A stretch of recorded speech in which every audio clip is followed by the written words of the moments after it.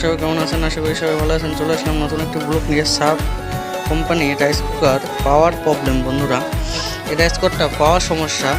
দেখেন আপনাদেরকে একটা জিনিস দেখায় যে রাইস কুকারের মোটামুটি নতুনের মতনই আছে। দেখেন কয়েলটাও মোটামুটি ভালোই আছে।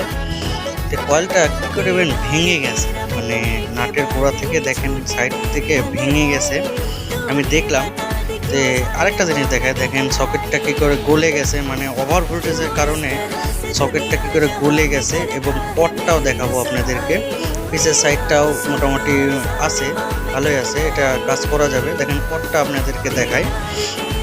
এই দেখেন পটের মাথাটা, দেখেন সকেটের যে মাথাটা সেটাও গলে গেছে। দেখেন কীভাবে গলে গেছে, মানে ওভার ভোল্টেজ ঢুকেছিল রাইস কুকারে, তাই জন্য এর পরিমাণ হয়েছে। নেক্সট ভিডিওতে আমরা ফুল সার্ভিসিং ভিডিও দেখাবো। লাইক কমেন্ট দিয়ে সাথে থাকবেন, ধন্যবাদ। আমার চ্যানেলে নতুন হলে অবশ্যই সাবস্ক্রাইব করে দেবেন। ওকে।